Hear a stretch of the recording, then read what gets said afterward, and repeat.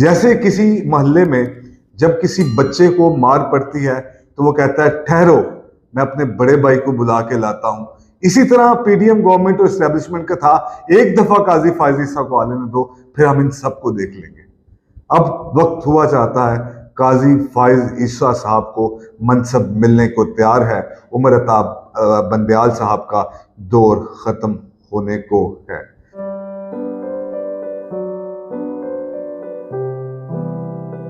अस्सलाम वालेकुम, मैं हूं यासिर मलिक एडवोकेट और आप देख रहे हैं एस्केप फ्रॉम केज। क्रिकेट का मौसम आजकल हर जगह पे चल रहा है। एशिया कप, आगे फिर वर्ल्ड कप, और इसी तरह से अदालतों में कुछ ऐसा सिनेरियो चला कि आज आखिरी बॉल पर जस्टिस बंदयाल और उस बेंच ने छक्का मार दिया। NRO2 को बज़ाहिर बादी नज़र में दफन कर दिया। और ये जो बंदयाल साहब का आखिरी फैसला था, being a chief justice of Pakistan, वो भी इमरान खान साहब के हक में आया। क्या ये ऐसा ही है जैसा बादी नज़र में नजर आता है, या इसके पीछे कहानी कोई और? आज क्यों ना उस कहानी को ढूंढें। मीडिया एक परसेप्शन फैलाने की कोशिश कर रहा, जिसमें शामी साहब जैसे बड़े नाम भी शामिल, जिसमें मीर साहब, जिसमें मंसूर अली खान, और ये सब लोग शामिल। आखिर ऐसा क्यों हो रहा? ये क्या करने की कोशिश हो रही? जिस शख्स का था इंतजार, अब उसके आने में रह गए चंद घंटे बाकी, और उसका नाम है काजी फायज ईसा। उमर अताब बंदयाल एरा से अब हम शिफ्ट होने जा रहे हैं काजी फायज ईसा के एरा में। इससे क्या फर्क आएगा? और 804 कैदी नंबर 804 कैसे कामयाब हुआ? क्योंकि आखिर फैसला तो उसी की पिटीशन के ऊपर आया, आखिर तो जीता वही है।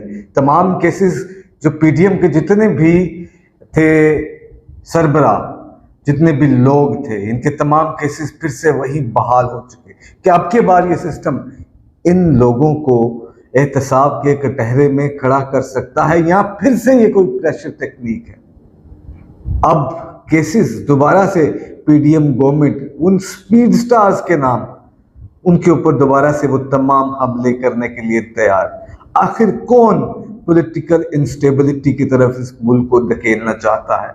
क्या इस्टेब्लिशमेंट जो कि नून लीग के साथ बहुत कंफर्टेबल नजर आती है, क्या वो आज भी नून लीग के साथ कंफर्टेबल है? ये और बहुत कुछ। जब इमरान खान साहब की गवर्नमेंट गई और कासिम सूरी साहब ने रूलिंग दी और आर्टिकल 5 के तहत असेंबलीज को दोबारा बहाल करके जो थी उस वक्त मूवमेंट, उसको रिवोक कर दिया, तो यही जस्टिस अताब बंदयाल साहब थे जिनकी कोर्ट में ये फैसला गया, और उन्होंने फैसला पीडीएम के हक में किया। वहां पर जब उन्होंने बिलावल से पीपल्स पार्टी की तारीफ की, बिलावल की तारीफ की, तब इतना हंगामा खड़ा नहीं हुआ। लेकिन जब एक हेयरिंग में जब जस्टिस बंदयाल साहब ने इमरान खान से कहा गुड टू सी यू, तब एक नया वबाल शुरू हो गया। एक नई न्यूट्रलाइजेशन ऑफ द कोर्ट्स, उसको खत्म होते हुए देखा हमने अपनी आंखों से, हमने अपनी इन आंखों से, इन गुनहगार आंखों से हमने ये सब चीजें देखी। तो फाइनली पीडीएम की गवर्नमेंट और एस्टेब्लिशमेंट ताकतवरों के तमाम खेल, ये सब के सब सिर्फ चल रहे थे उसी एक असना में, उसी एक ऑर्डर पे जो कि उमर अताब बंदयाल और कोर्ट्स ने किया था।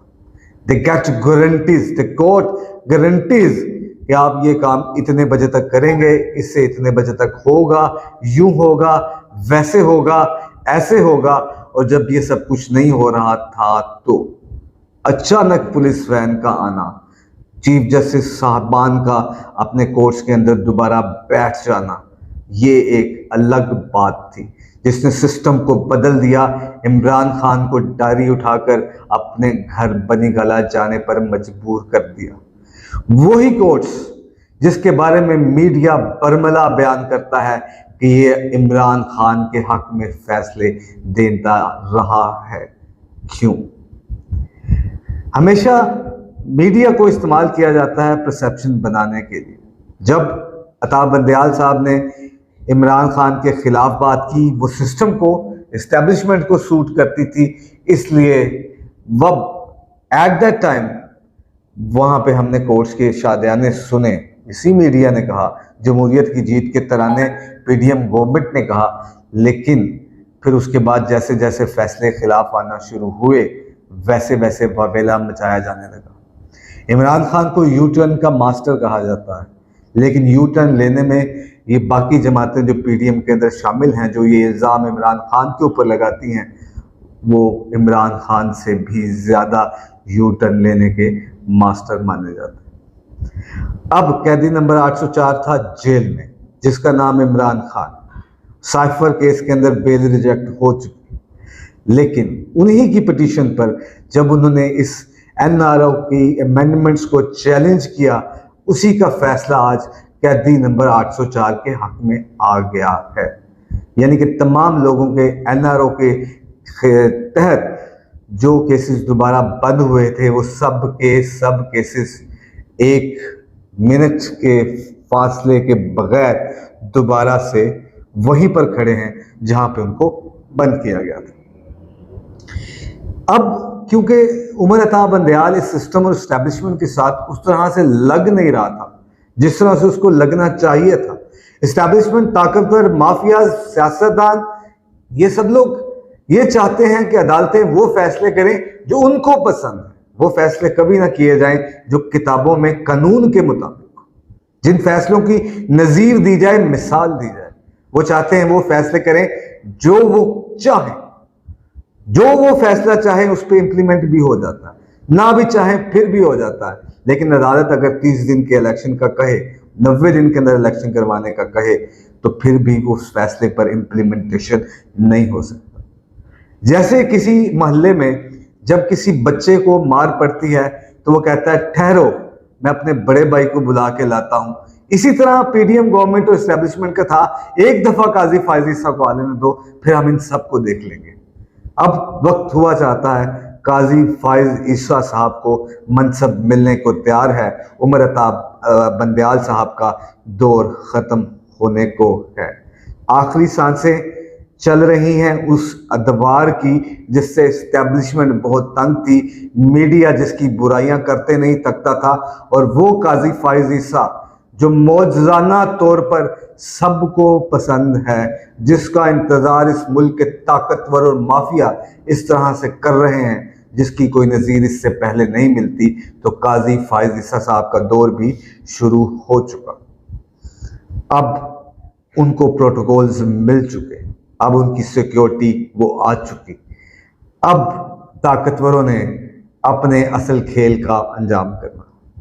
काजी फायज ईसा अब क्या जो एस्टेब्लिश किया जा रहा है कि ये वो फैसले करेंगे जो कि एस्टेब्लिशमेंट के हक में होंगे, जो नून लीग के हक में होंगे, जो पीपल्स पार्टी के हक में होंगे, जो ताकतवर और माफिया के हक में होंगे। ये अब देखना पड़ेगा कि काजी फायज ईसा साहब ऐसा करेंगे या नहीं। अब सिर्फ चंद घंटे, अब वो इंसाफ का साथ देते हैं या ताकतवरों का, माफिया का, ये काजी फायज ईसा साहब जाने और उनका काम जाने।